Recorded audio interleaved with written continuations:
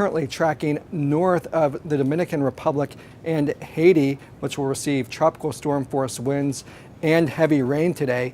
We're very concerned about the potential impact of Irma over the Turks and Caicos as well as the southeastern Bahamas, where the storm center will track very close tonight and Friday, potentially pushing a storm surge or a rise in water level of 15 to 20 feet above normally dry land, potentially inundating homes, businesses, and roads. Now, of course, by the weekend, Irma will be approaching the southern part of Florida.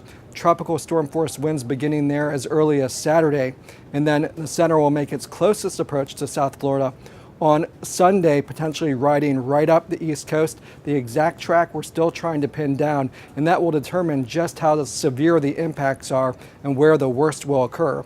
But hurricane watches have been hoisted for South Florida, and a storm surge watch is in effect there as well, as the water may rise at least 5 to 10 feet above dry land at the coast.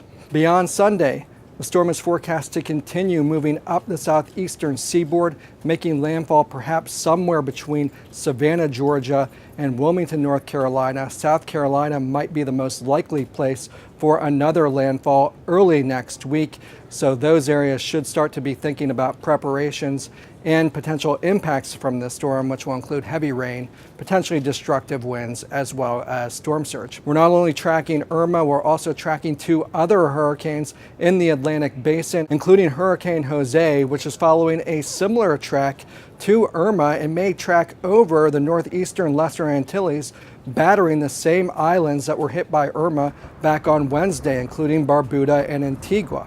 We're also tracking Hurricane Katia in the southwestern Gulf of Mexico, which is forecast to make landfall Friday night or Saturday in the Mexican state of Veracruz, dumping extremely heavy rains and causing potentially flash flooding and mudslides.